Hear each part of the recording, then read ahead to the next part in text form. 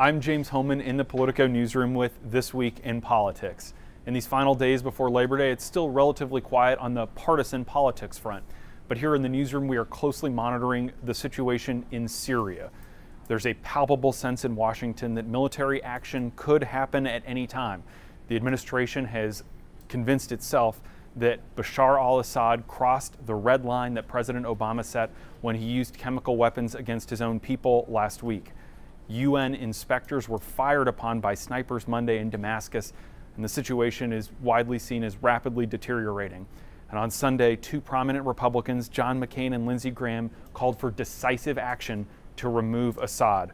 When does the United States, with very little cost, stand up for these people and stop this horrific? You can't look at those pictures without being deeply moved. Are we going to just let that go on? The United States has 4 destroyers equipped with Tomahawk missiles in the Mediterranean and a squadron of Air Force F-16s available in Jordan to use against the regime. On Monday, looking at politics, Rand Paul makes his second trip to South Carolina in a month. He's going for Jeff Duncan, a South Carolina congressman's barbecue. It's a very clear 2016 trip, and it happens at the same time that 3 Republican governors also looking at 2016 are in the state to appear with Governor Nikki Haley as she formally announces plans for a second term.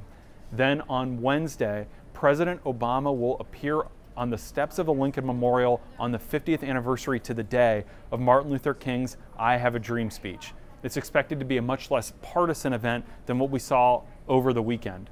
Jimmy Carter and Bill Clinton will also be there. And we'll end on a lighter note. It was this week in 1975 that Bruce Springsteen released Born to Run.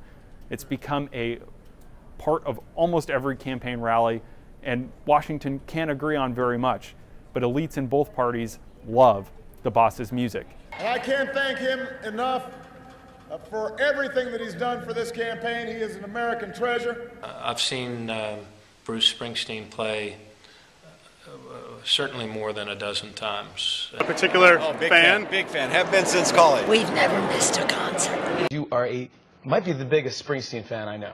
You love Bruce Springsteen. I do.